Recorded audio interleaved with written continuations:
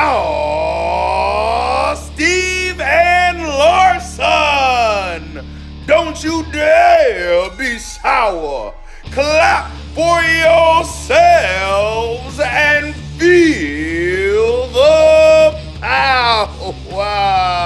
Yes. And all you people out there, you're watching Going In Raw with Steve and Larson.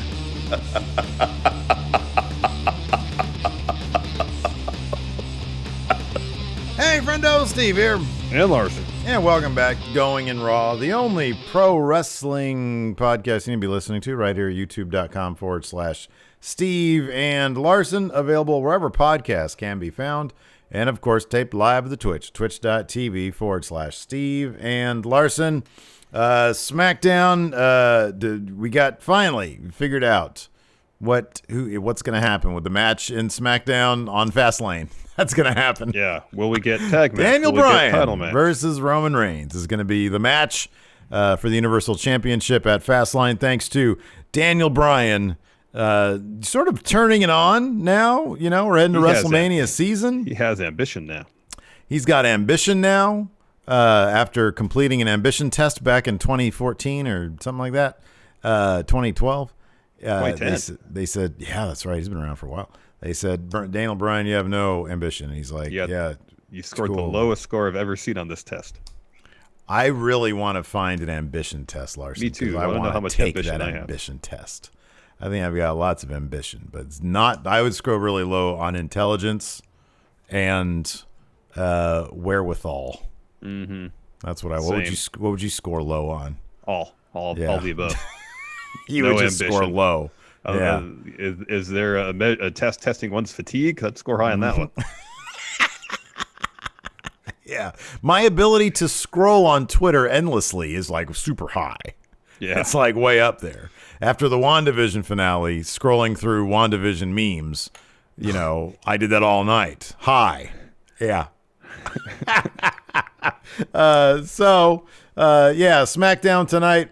I'll be honest, wasn't too impressed with the show, but I guess we did get that outcome of it. I just felt that a lot of it tonight was a little bit of the spinning wheels. Yeah, so, I'm still not. I want to talk about this because I'm gonna look it up. In fact, because I saw the announcement. I don't get it. I mean, I get what's happening. I don't get why though. Why Sasha and Bianca are getting another title shot?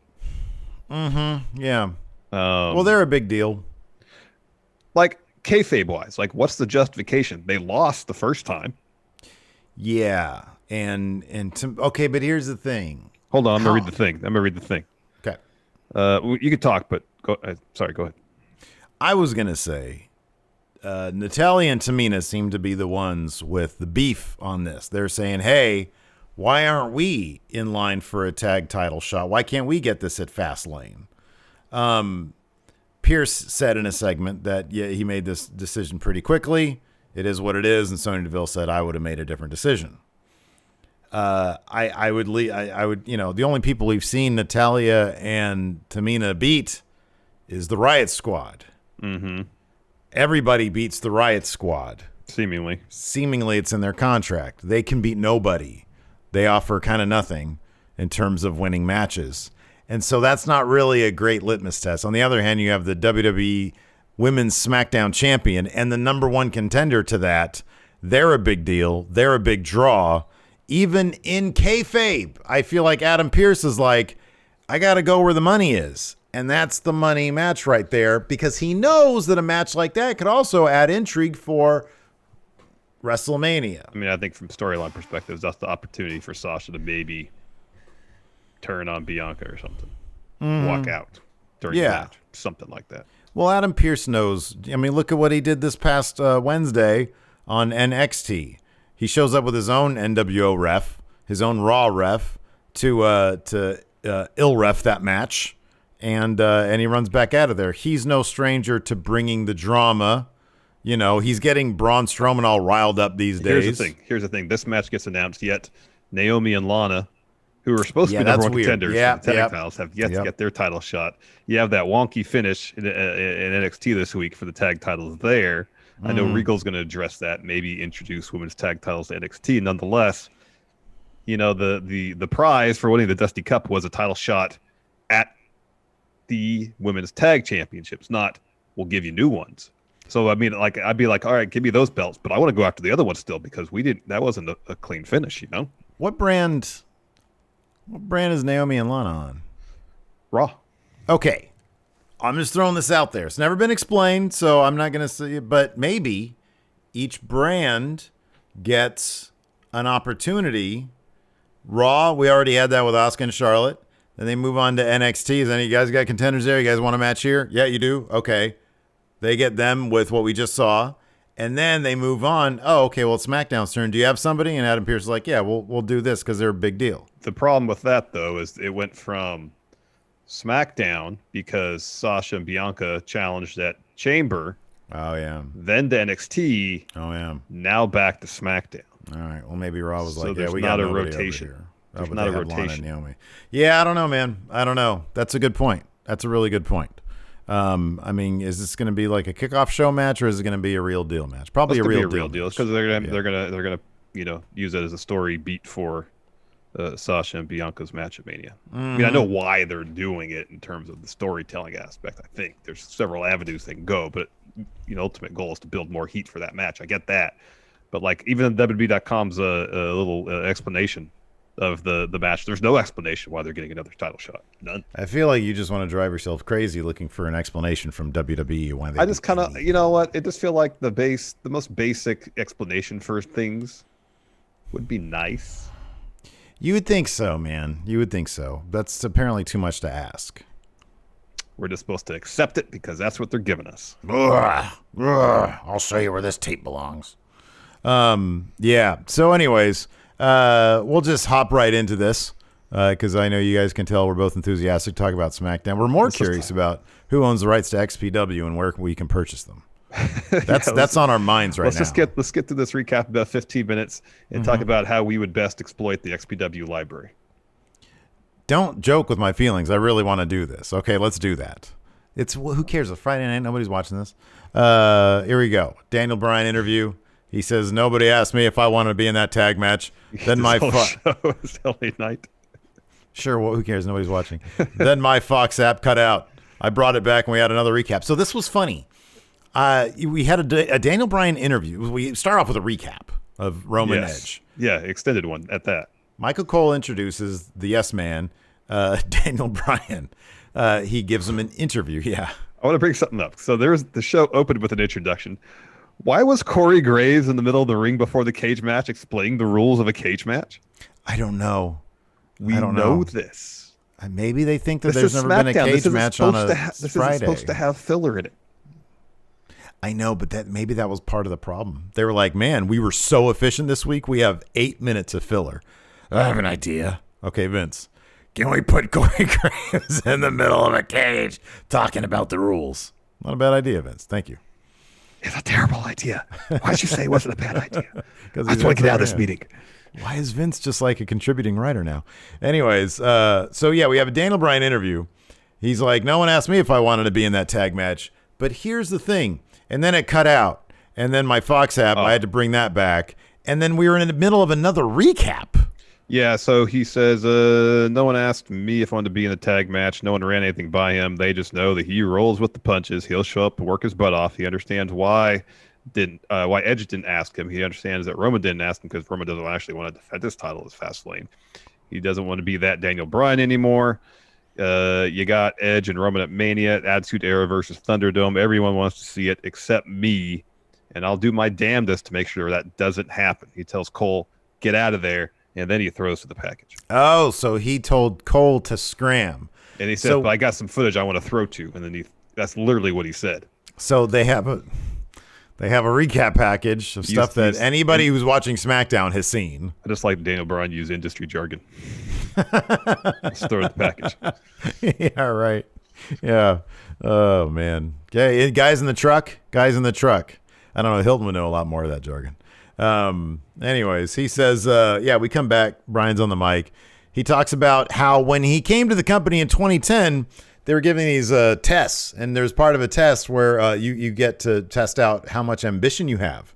Mm-hmm. And he said, I got a low ambition score. And the lady, when I turn in my test, comes to me and says, "You have the lowest ambition score we've ever seen. How is it possible that you're successful?" And he said, I'm sorry, that's the funny thing. Like, unless you're highly ambitious, you can't be successful. Like, the way it was presented in this thing, it's like an either or proposition. You have, if you don't have a whole lot of ambition, there's no way you're ever going to be successful.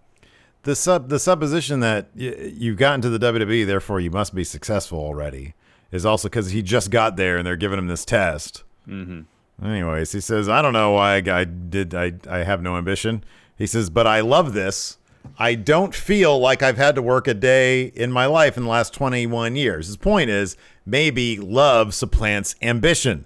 He says, "For the last year, I've wanted to be, as my time has gone on, I've been wanting to be a full-time dad and a part-time wrestler. I've put myself on the back burner." I mean, he comes this close to saying, "I've been putting a lot of people over.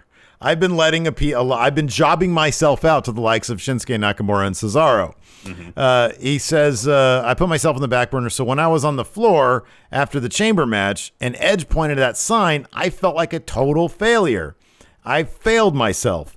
Only then did I realize I have a lot more ambition than that test ever showed.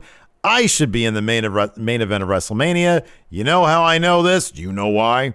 I've wrestled more matches in the last 3 weeks than Roman and Edge have in the last 3 months combined. I know what I can be, the absolute best. So tonight, I step in a steel cage with Jey Uso. If I win, I get a title shot at Roman at Fastlane, and then I'll become the Universal Champion if I win, and that's the only way I can main event WrestleMania. That could be my last chance ever." Roman Reigns, Jey and Paul, they make their way down. Then we go to commercial. Yeah. Then we come back, and Roman says, "You look like the same guy, but you don't sound like the same guy. It's confusing. It's confusing me. And if it's confusing me, it's confusing the audience. Bryan has ambition? No, you're an underdog. You're the little guy. You're the guy who waits on an opportunity and sometimes it works out. He's not ambitious. Guys like Roman are ambitious. Since I was young, I've been driven." And Roman says, "Daniel Bryan, you don't love this. You need this. Love isn't about need. Love is about service. Roman loves it. He doesn't need it. He does it because everyone needs him." And after Jey whips Daniel Bryan's ass, he's going to know that fact, that he needs Roman, and then he's going to acknowledge him. Mm-hmm. And then Daniel Bryan's about to talk. Jey snatches the mic, says, "Bryan called for the cage match to keep Roman out. But you're actually what you're doing, you're locking me in there with you. Ooh. Your road to WrestleMania ends tonight." I really enjoy. I mean, look, I like the talking and all this stuff. But, I mean, when Roman comes out, we're already 20 minutes deep. You know what I mean? Daniel Bryan, his promo was really good. But it was also like the whole thing was pretty long because we had like a bunch of recaps and stuff. Yeah, so they got to lose the recaps, man. They're unnecessary. So unnecessary. Yeah. Then we had Street Profits. I'm sorry. We're going to have the Street Profits versus Baron and Sami Zayn. But Sami comes out on a mic. He says last week was a fluke. So the Profits are already out there. He's talking to them. He says, "Tonight we're going to prove that last week was a fluke." Baron comes out and says, "Sami, shut up. I don't like you. I don't like tagging with you. I'm a singles competitor. So whichever one of you out there want to take me on, let's do this singles." And so Montez and Dawkins are like, "What? You want to do this? Okay." So Montez is like, "Okay, I'll take on Baron Corbin." Dawkins like, "Okay, I'll get the other guy then." And so they agree to this. And Sami's like, whoa, wait a second. This is happening too fast. Are all three of you working together now? Yeah. I actually quite like the chemistry between Sami Zayn and Baron Corbin. I think it's pretty funny. I do too. I think it's really good. It's like my favorite thing Baron Corbin's done in a while. Well, ever since he was squashing Dom. So first up, we have Baron Corbin versus Montez. I know, it was like a couple weeks ago. Baron Corbin versus Montez Ford. Anyways, Corbin dominates early, but Ford comes alive, gets two with a standing moonsault. They get distracted by Sami and his crew ringside, like mixing it up with Dawkins. And so Corbin's able to hit End of Days for 3 on Montez Ford. Of course, right after that, you've got Sami Zayn versus Dawkins. Yes. And so Sami's like, "Hey, Baron, I basically just helped you. You help me now." Yes. And so Sami gets up on the apron. Dawkins shoulder tackles Sami off the apron into Corbin. And Corbin's like, "Oh, you hit me in the top of the head. You're on your own." He walks out. So we get Sammy versus Angelo Dawkins. Dawkins hits a twisting neck breaker that gets Batu. Sammy goes for a Blue Thunder Bomb. Can't do it, though he does evade Dawkins' 360 splash in the corner. Hits Dawkins with an exploder, and he sent him for a haluva kick. And then Montez goes right into the camera of one of the cameras of the documentary crew, starts talking. This distracts Sammy. Dawkins rolls him up for the win. And then Sammy's starting to wonder who this cameraman is, even though I'm pretty sure he was there last week. That's Blake Christian, isn't it? Isn't that Blake Christian? Was it? I Did thought this guy so. have long hair? Did he? Blake Christian doesn't have long hair. At least he did an Impact. Where I thought he did. Really? Not an it wasn't Impact, just like no. an up in a bun or something? That's He crazy. had a hat on. He didn't have. I don't think he had long hair in Impact. Asks if he works for the company, and then Sammy's like, "Who's paying you?" And he starts kneeing him in the gut. Says, "I want answers." All right, Jorge D says yes. It's Blake Christian. Oh, okay. Cool. I thought he looked kind of familiar. Maybe Yeah. his hair was just up in a hat or something. Let's see here. Does he have? I mean, he's got like sort of like it's sort of like, I mean, it's longer. It's longish on the top. Sort of like it does the thing where it can like sort of come out. Maybe that's why I thought it was long. Ah, Because it's not like a short cut. no, he had a hat on too. So Yeah. Oh, that's cool. Right on. after that, Reginald has a tray of champagne. Walks up to Carmella, and she's like, "Hey, I want to play a game. It's called Who's the Snake?" Says, "Well, let's see here. One of them took a chance on a lowly sommelier and made him a star, while the other totally betrayed her over his obsession with Sasha Banks." Reginald's like, "Hey, you misunderstand. I'm doing this all for you." Carmella says, "No, game over. You're a snake. You're fired." Throwing that snake term around. Somebody's watching Going in Raw. After that, what we talk about snakes a lot here. That wasn't a shot. It's just we say snake a lot. That's the truth. Oh man, look at that. Look at your snake face, gonna. Oh no, it's scary. Yeah, you're scared of snakes. Yeah, I don't like that. I used to have nightmares that they would like fly and attack and stuff. Well, But they're actually they're you're defensive dreaming creatures. You're dreaming of what? Quetzalcoatl, right? Wasn't Quetzalcoatl a snake with wings? Was he a flying snake? I think so. That's scary. It's Australia. I think they have all sorts of that stuff in Australia. Hey, Steve. What? Snake Man. That might have done it because I watched that movie a heck of times back when I was a kid. That's the kind of films we would watch in the 80s when we were me too. children. Me too. Dreamscape. If nobody's seen Great Dreamscape, movie. check that out, but don't show it to your 7-year-old. I watched it when I was 7. I mean, there's boobs in it. I remember being like, when I was a little kid, I was like, oh man, this movie's got boobs in it. What a little creep I was. But then there was all the trade-off to that was there was Snake Man in it. There was Snake Man. That was scary as shit. Yeah, that was kind of weird. Dylan says, we do not have flying snakes in Australia, Steve. Pff, that's what you say. I read the internet. Dom versus Chad Gable was next. Gable put on a good showing here. He's a good wrestler. Gable almost gets through the tiger suplex. But Dom hits a crucifix pin after Gable misses a moonsault. So he gets the win. And then Ray takes out Otis with a dropkick and then a seated senton over the table. And then headbutts the camera. And then headbutts the camera. Booka, booka. Then we get a Seth Rollins interview. He's in this fantastic magenta suit. It's amazing. And so he's asked about his altercation with Cesaro last week. And she's like, hey, it seemed like you were in the swing forever. He's like, yeah, it did seem like I was in the swing forever. But why? Or says it did seem like it was in the swing forever because it was. But why? You know, he asks Kayla, have you ever seen Cesaro put any other superstar in the swing that long? That's a no, but you want to know why? Because Cesaro was afraid. He's afraid to embrace the vision. He wanted to go out there and embarrass Seth, humiliate him. He said, never forget it. Seth turns to his right. Buddy Murphy is lurking. standing there. Like, why are they going back to this? That seemed like a fairly definitive end. Anyways, but Murphy says... to him on television, yeah. Says he suggests that he could assist Seth with this whole Cesaro situation, and Seth says, "Get out of my sight. Don't want to see you." He's like, Seth, I need money, man. I'm not on TV anymore. Anyways, after that, we had Shayna Baszler versus Bianca Belair. This is a pretty fun match up until the end there. Shayna really working over Bianca's arm. One point she has Bianca kind of like her feet, and Bianca's holding on to the top turnbuckle thing, and then she just kicks her arm, and then that sort of goes downhill for Bianca. Sasha in Belair's corner does a really terrible job trying to hype her up. She's like, come on, shake it off. It's just your arm. It's just your arm. It's fine. And Bianca's like, this fucking hurts. So Shayna continues to work the arm. Bianca lands some offense through the pain. Bianca goes for a glam slam. Shayna counters, sending her out of the ring, and she lands near Reginald, who's just lurking there. So she pushes him. He lands at the feet of Nia, who runs at him, but she ends up running into Sasha instead. Shayna tries to take advantage of the distraction by putting Bianca into the Kirifuna clutch, and Bianca counters that into a KOD. She just powered her up. That was pretty damn impressive. Yeah, it was impressive. She's very impressive. Oh, yeah. After the match, Reginald, he's all trying to butter up Sasha, and she plays along at first and then slaps the shit out of him and says, I told you to stay out of my business. Well, I like that before that. Bianca says, this is all your, since it's Sasha, about Reginald, this is all your fault. You need to take care of this situation. That's an unfair knock, though, isn't it?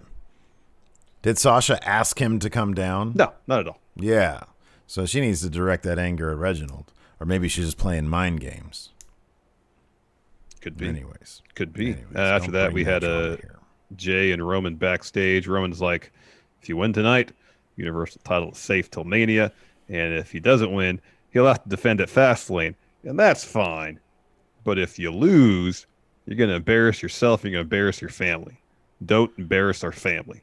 And Jey just says, I got this. No pressure, Jey. Yeah. After that, we had Buddy Murphy versus Cesaro. Cesaro and Seth is on commentary for this. And you mentioned this off camera.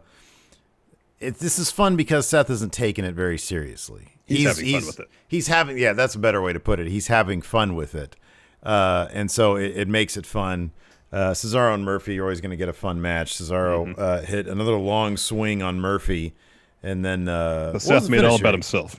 Yeah, exactly. Yeah. Oh, exactly. After the swing, Cesaro put Murphy in the sharpshooter. Murphy tapped. It was kind of funny. It was funny because Murphy's in the sharpshooter, and Michael Cole's like, "Oh, he's tapping out," when he hadn't tapped yet. And it's like a good, 10 seconds before he starts tapping. Maybe he just saw wrestling with shadows, man. Maybe. But then Graves had to say, "Oh, he hadn't tapped yet," but it seemed like inevitability. Ouch. Cover. This is Murphy we're talking about. Yeah. Anyways, backstage, Reginald walks past Sasha's door, knocks on it. She yells, "No!" Shayna comes up to him, clowns him, says he smells like failure, wants to fight him. Nia backs her off and says he's cute. Why are they insistent on having Nia be attracted to like losers? I don't know, but I think Nia's goal here is to have to form an alliance with Reginald to get an advantage in the tag title match at Fastlane. That's a good point. I wonder what the storyline was going to be with her and Enzo. Remember when they had like a thing? I wonder how that was going to play out. They probably had no plans for it whatsoever. It was just going to linger week to week to week to week until it just fizzles out. Yep. Yeah. Hopefully there's a plan here. Yeah. All right. So Apollo Crews comes out. He brings out two indie wrestlers dressed in camouflage, calls them the Elite Guard, and they're there to protect the family. He has retained the accent from last week, which I have mixed feelings about. The reaction on Twitter, which I always like to gauge, yes, is mixed as well. There are people who are really into this, and there are people who are like, I don't really know how I feel about it beyond my main issue with it is that, well, one of my main issues with it is that when Big E comes back next week, which was advertised as well, he's going to poke fun at it. The thing is, it's a big target for people to sort of poke fun at, you know, like they did with Kofi when he dropped his Jamaican accent. It's not how he genuinely talks which to me just sort of seems like it's fake. I mean, it is fake. And I just don't know how. I don't know. I'm not huge on it. I thought the last week it was kind of cool because, like, oh, okay, he's paying homage to, you know, his ancestors, his great grandfather, whatever. And when he said literally, this is how they would say it, he did it in the accent. Mm-hmm. I mean, what I hope is they don't have the faces that he's going up against mock it. Mm-hmm. You know what I mean? Mm-hmm. Because I still think that there's promise here, mm-hmm. and I could get used to the accent, but it'll kill it if it becomes a source of something that people on screen will mock. Mm-hmm. I think that's sort of one issue that I have. Yeah, I could see that. I mean, I thought his performance was great. Like I thought really that, good. Yeah. His delivery was really good. The meat of it was really, really good. Yeah. I just wonder if it could have felt a bit more genuine if it was not through an accent that he was putting on. Yeah. Yeah. Kind of curious. We'll find out in 20 years when he gives a shoot interview about what this accent was all about. Yeah. Yeah. So along with the dudes in camouflage, he came to the ring with a spear. And so he grabs the mic. He says everyone is telling him how they don't like the new Apollo. And he says, well, guess what? This is the real Apollo. This is who he is. This is how he talks. He's a descendant of Nigerian royalty.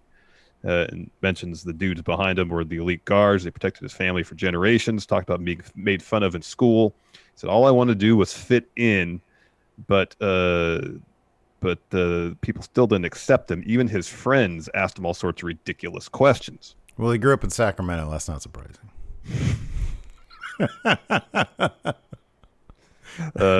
Said he was ashamed, but when his father would tell him about his ancestors, he says the more he goes back to his roots, the more he realizes history is repeating himself. Big E tried to conquer him, and he kept hearing his ancestors in his head telling him to reclaim his birthright. He goes and talks right to the camera and tells Big E that he's happy that he's coming back next week. He's no longer the man he knew. He no longer tries to fit in. He doesn't beg. He demands, and he demands an Intercontinental title match. He says, Big E will fall at my feet, and he will be haunted by his complete and total victory. Mm-hmm. By Cruz's complete total victory. I mean, yeah, people are pointing out here. I mean, clearly in his promo, he says, this is how I really talk. And I've been hiding it because people are mocking me. I get that. But, like, it's not how he really talks. And then how is he going to, like, somebody, because people are going to, Big E's going to make fun of this. I hope he does. I kind of hope he doesn't, but it's kind of Big E's thing to make fun of things. And, like, what's Apollo's response going to be? No, this is how I talk. It's always how I talk. You know what I mean? Like, it's just, I don't know. It's weird. So, but no, I mean, if it works, it works. Mm-hmm. Anyway. After that, Natalya and Tamina are backstage talking to Adam Pearce, complaining about not being in the Fastlane match. They said, hey, we've won a bunch of tag matches. We should be in that match. And Pearce says, well, that's the decision that was made. And he just leaves. And then Sonya just kind of says, I would have made a different decision. Ooh, undercutting. Not good, man. After that, we had, let's see here. A quick little Jey interview. He's asked if he's anxious about the cage match. In short, he says no. Daniel Bryan lays him out from behind and stands over. That's a drive-by right there, man. That was rough.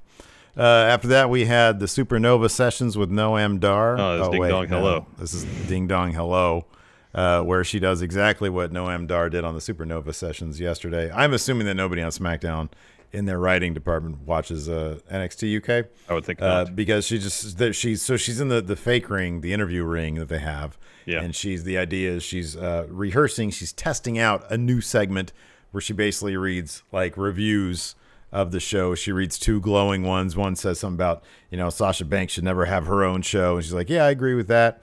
And then another good one. And then she starts to read the third one, realizes that it's, not very nice.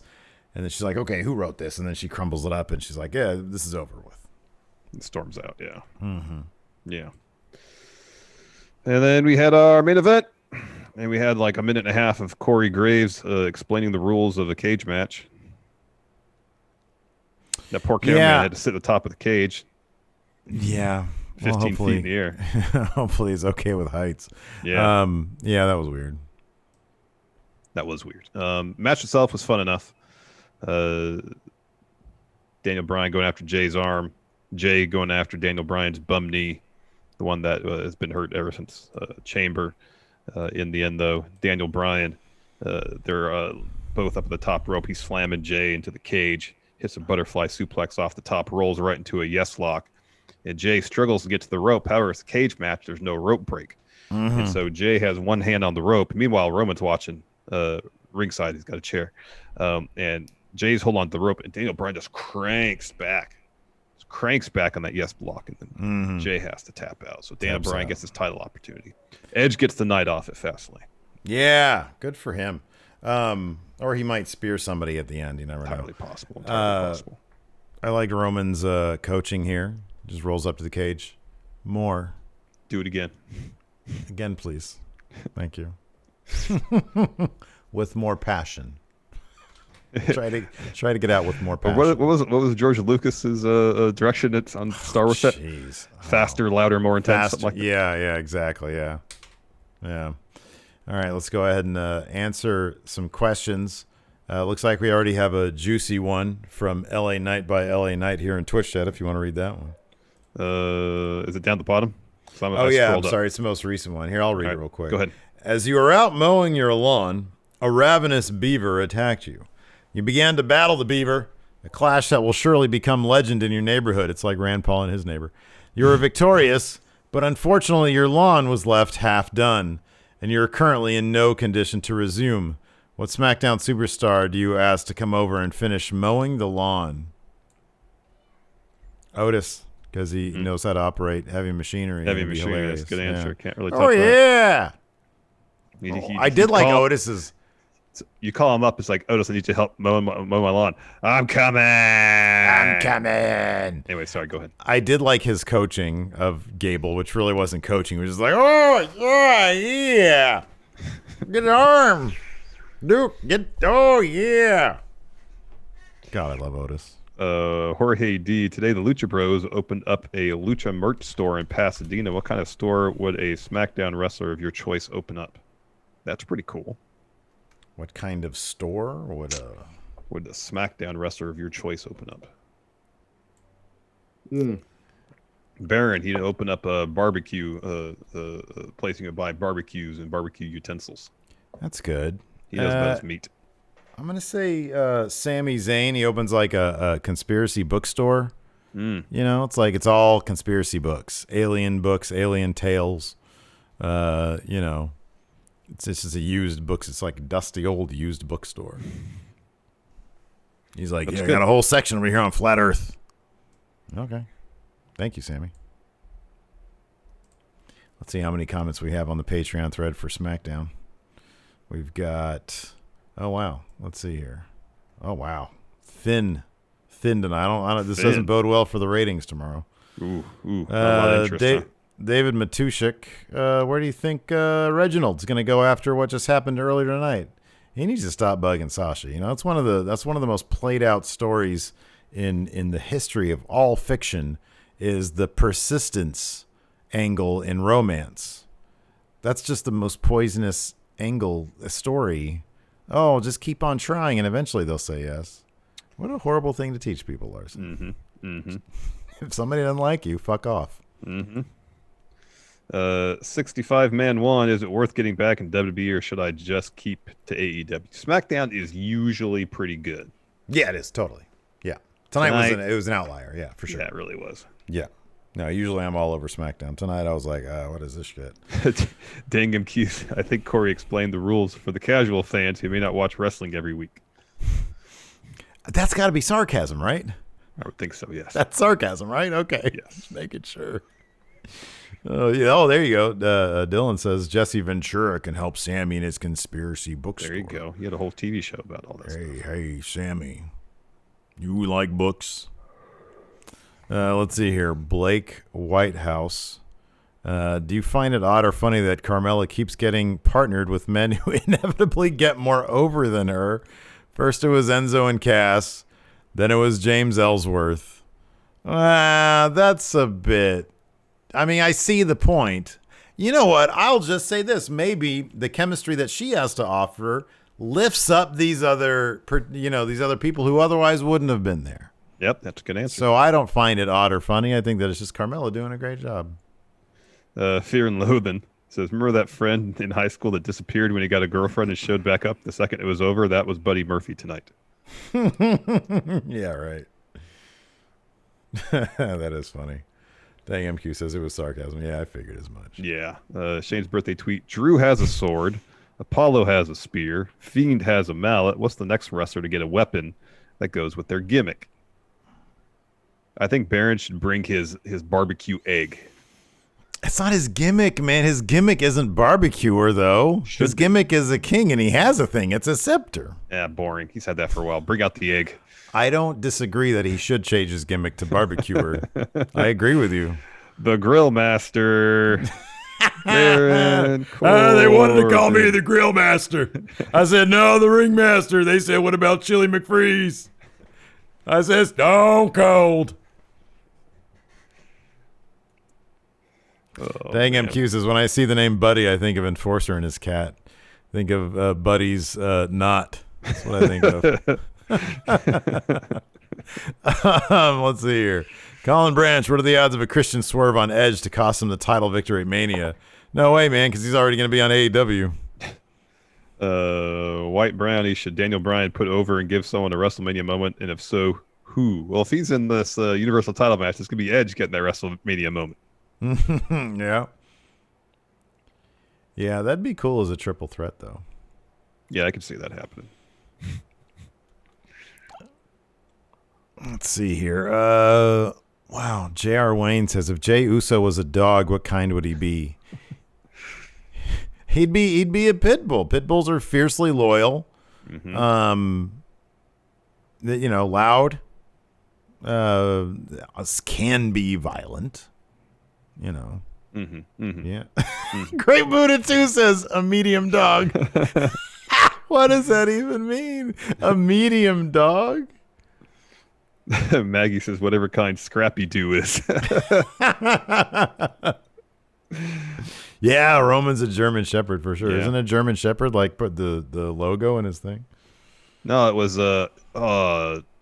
Cane Corso or something like that. Oh, really? Yeah, someone mentioned what kind of dog it was. Oh, okay. Yeah, Cane Corso. Okay. Oh, Alex Foster says, sorry, guys. My question was unclear. I meant to ask, what wrestlers nowadays could use a face turn right now to enhance their career?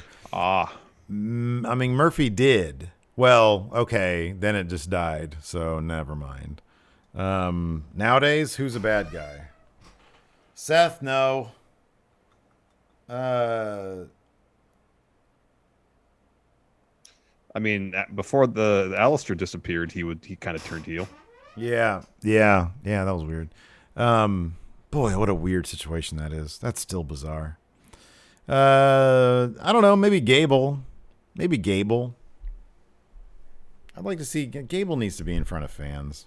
He's really good. I like Chad Gable a lot. I just don't feel like anybody's ever going to do anything that's commiserate with his talent level. Yeah, I agree with that too. Let's do a lightning round here. Dylan has some questions. Cena, Orton, Triple H, Bryan, Styles, and Reigns. Who would you most like to see them face in NXT? So who do you want to see Cena face in NXT? In NXT, I'd want it to be Adam Cole. Yeah, it's Adam Cole. Randy Orton. That's Karrion Kross. No, Ciampa. It's Ciampa. Oh, okay. Triple H. Finn. Yeah, that's a good one. Daniel Bryan. It's Roddy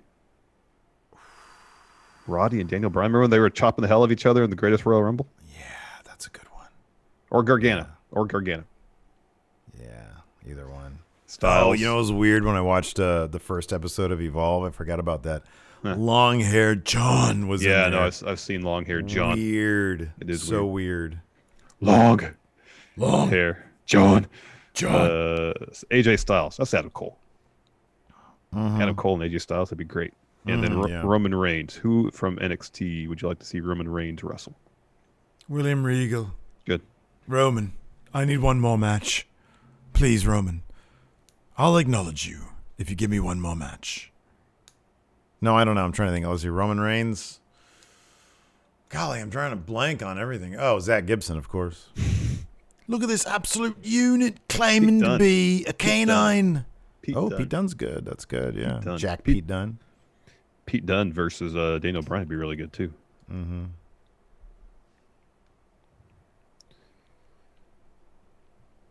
One more question. One more good question. All right, you got anything else over there? None. I answered literally everything that needed to be answered. We got a raid. Gareth wants us to raid the intern. Is the intern on already? Is he on? Yeah. The intern's counter-programming? What the hell? Yeah, that's what he does, man. That's what he does. Ooh, Roman versus Tyler Bate. Roman versus Noam Dar. Brett H says it's a perfect matchup. LA Knight versus Baron Corbin. Oh, that's good. Listen, dummy. Why do you whisper talk? What? Speak up, dummy. What? Why do you call yourself the king? You're not the knight. LA Knight.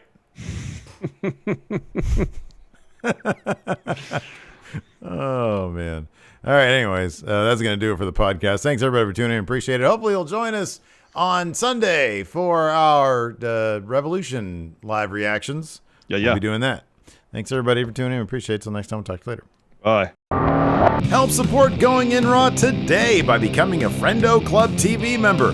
You'll get access to new bonus episodes every week, including Friendo Club Arcade, Live Power Rank, Vintage 10 for the Wins, and Ask Steven Larson. Get access to Friendo Club TV today by becoming a $5 and up patron at patreon.com/Steven Larson, by throwing us a sub at twitch.tv/Steven Larson, or by clicking join at youtube.com/Steven Larson.